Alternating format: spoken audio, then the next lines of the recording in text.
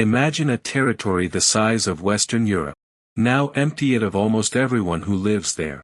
Leave roughly 40,000 people, fewer than would fit inside a single mid-sized football stadium, scattered across 2 million square kilometers of tundra, ice, and Arctic archipelago. That is Nunavut. It is the largest subdivision of land in the Western Hemisphere after Greenland. It covers 1/5 of Canada, and its population density rounds to zero. Statistics Canada literally prints a zero. But here is the thing that should stop you. Canada has fought hard to own this place. Spent decades negotiating over it, deployed military hardware across it, and at one point in the 1950s, used actual living human beings as sovereignty markers, moving families 2,000 kilometers north to prove the land was occupied. And now scattered across that same frozen emptiness are the ruins of a Cold War radar network so toxic that cleaning it up has cost the Canadian government more than $500 million, most of it in land where no one goes, no one lives, and no one is watching. The question of why Nunavut is empty turns out to be far stranger than the geography. Nunavut means, our land, in Inuktitut, the language of the Inuit. The word itself is a statement of belonging.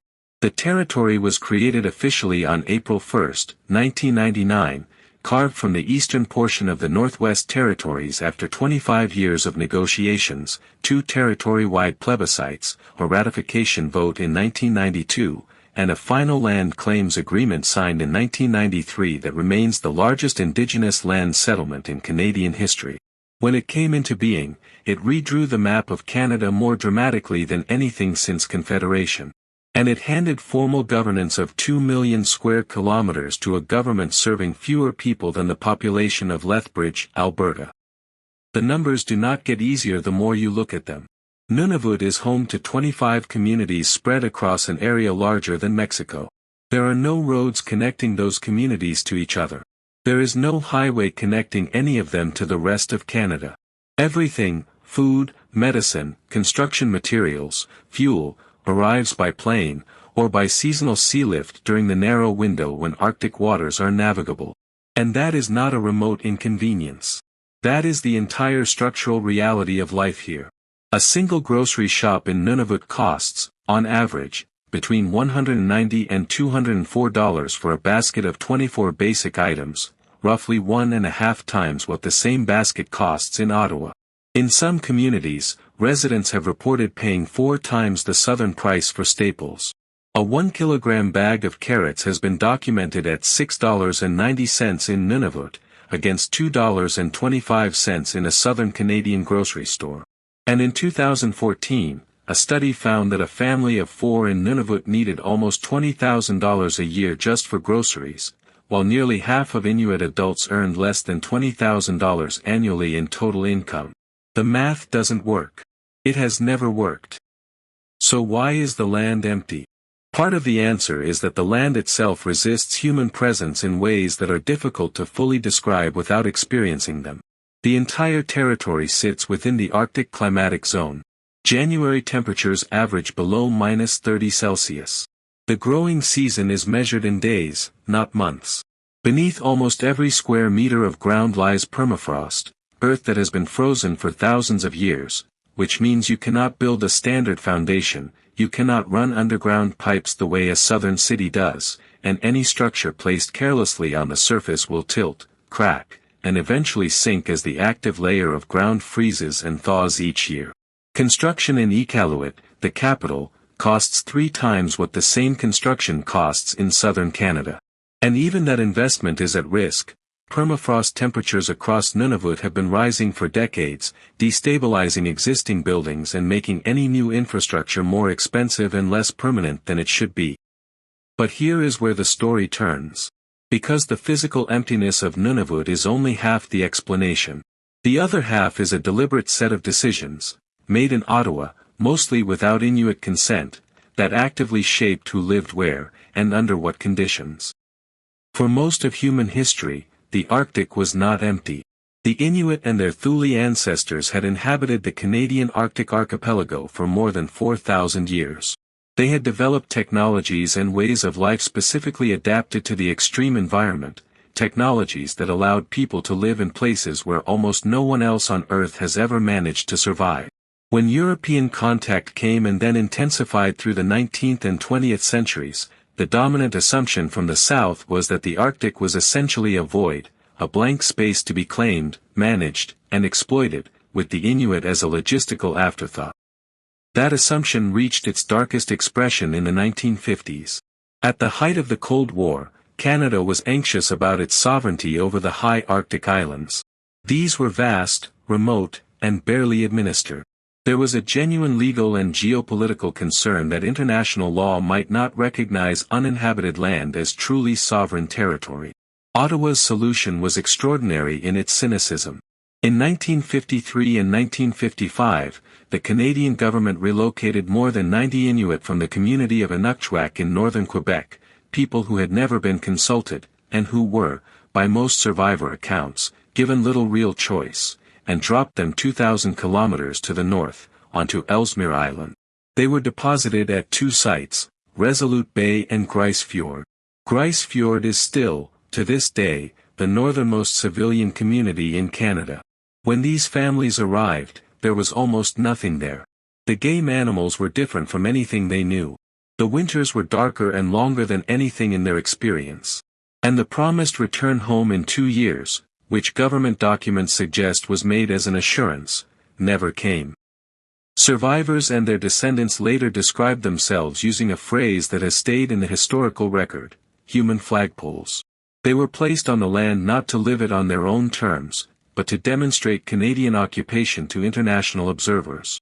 Larry Odlaluk, who was 2 years old when his family was relocated, later described his mother crying constantly in those first years. His father died 10 months after the move. It would be 30 years before some of the relocated families were able to return to their ancestral lands in northern Quebec, and when the Canadian government sponsored a partial return in 1988, only around 40 people chose to go back. Many of the younger generation, born in the high Arctic, stayed. Grise Fiord today has approximately 140 people, fewer than some apartment buildings. It exists, in its current form, because the Canadian state needed warm bodies to stand on frozen land. Now hold that image and consider what was happening across the rest of Nunavut during that same period. While Inuit families were being relocated north to satisfy sovereignty concerns, the United States and Canada were simultaneously constructing one of the most ambitious military engineering projects the Arctic had ever seen. The Distant Early Warning Line, known as the DEW Line, was a network of over 60 radar stations stretching nearly 5,000 kilometers across the Arctic, from Alaska to eastern Baffin Island. It was designed to detect Soviet bombers coming over the North Pole, the shortest route to the North American interior. Construction began in the mid-1950s.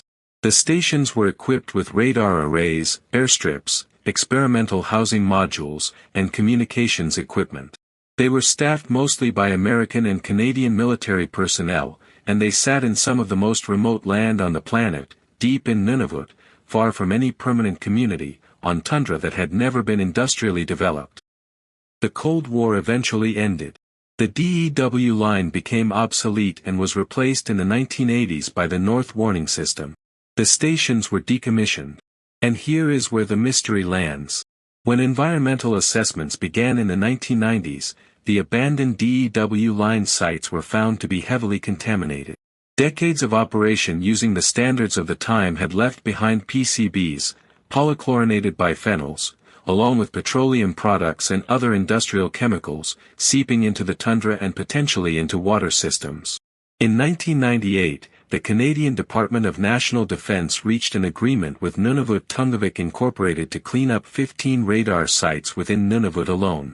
The estimated cost of cleanup across both Nunavut and the adjacent Inuvialut settlement region, approximately $580 million. For military infrastructure that served a temporary strategic purpose on land that had never needed to be there in the first place. What the DEW line contamination reveals is a pattern. Nunavut has been used, as a strategic depth against Soviet attack, as a sovereignty demonstration, as a source of extractive wealth, without that use ever translating into infrastructure or well-being for the people who actually live there. The territory's mining sector accounts for nearly half of Nunavut's GDP. Gold, iron ore, diamonds, cobalt, rare earth minerals, the geological inventory is extraordinary. In January 2024, Prime Minister Justin Trudeau signed a devolution agreement in Iqaluit giving Nunavut formal control over its own natural resources for the first time, a milestone that had taken decades to reach. And yet, over 50% of Nunavut's population lives in government-provided social housing. Construction costs are exorbitant and supply chains are broken. The waiting list for social housing in communities like Iqaluit and Cambridge Bay stretches for years. One study found that Nunavut has the highest food insecurity rate for any indigenous population in a developed country, at 68%. A quarter of Inuit preschoolers are severely food insecure. A territory that sits on top of some of the richest untapped mineral wealth in Canada, where children go to bed hungry. That is not geography. That is policy. And it is policy that is now colliding with a physical transformation no one fully planned for. The permafrost that has kept the Arctic frozen and austere for millennia is thawing. Between 1948 and 2016, temperatures across Nunavut increased by up to 2.7 degrees Celsius, significantly faster than the rest of Canada.